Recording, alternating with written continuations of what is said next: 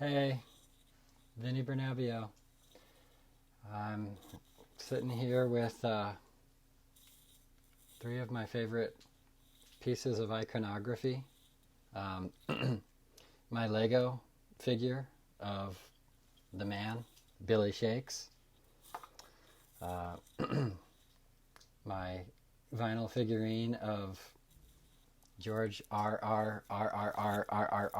Martin. I hope that by worshipping this false idol, I can somehow summon the author to complete his book series and actually write the last two Game of Thrones novels. And Pickle Rick. This piece, however, is actually a triptych poem and was actually inspired by James Joyce.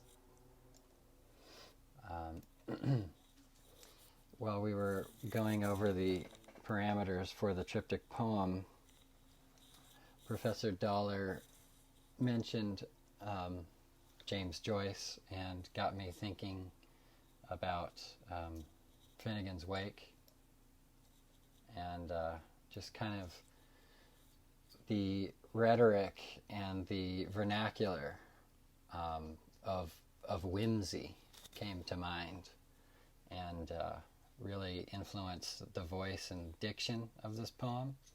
And when I workshopped this poem, we each read our poems aloud, and I think that is a very kind of musical cadence to it. So I think that reading this poem aloud in the kind of vocal form is really its strongest modality.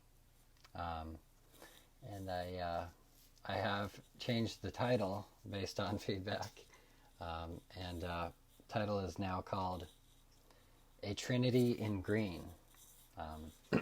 So I will now begin to read that for you all.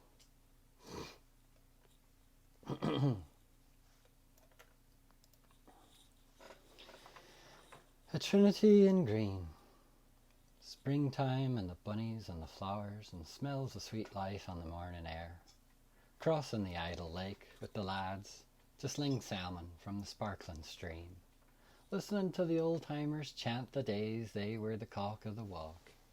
Me and the Pennybridge pioneers, learning, exploring, discovering, laughing, living, loving. No cares, just Maydays and heydays and carnival rides and movie butter. Shucking corn and boiling shellfish. Living is easy when you're young and selfish. In the fall is the darkening time. Not yet the twilight of me life, methinks not. But a cold and hoary frost can permeate me bones despite the weather. Pushing papers, pushing plough, carrying burdens. Oh, but how? The colours are there, still lush, but now muted. The air is crisp, but its bite promises danger. On the precipice is the only place anything substantial can occur, at least methinks. But to teeter yon ledge, to walk the stepping razor's edge, to slip and fall and die and rot with the vegetation and the old nut's edge. A festive time it may also be, but a time of dread and drudgery, a time that puts a young man in mind of his old, a time of frost and hoary cold, the most dreary, yet the best time I ever had. A rider moving forward to undo the misgivings of his own miserable dad. From the chaos comes great order. From without form shapes a border.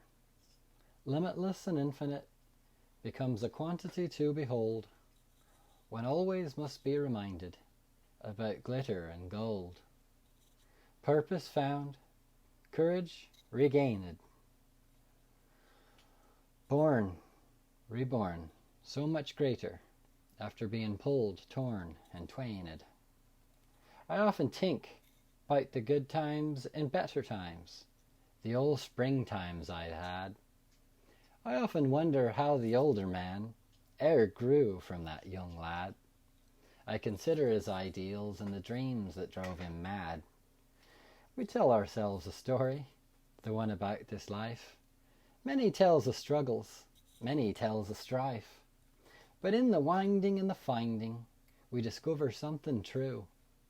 Our journey is a fable, and life can always start anew.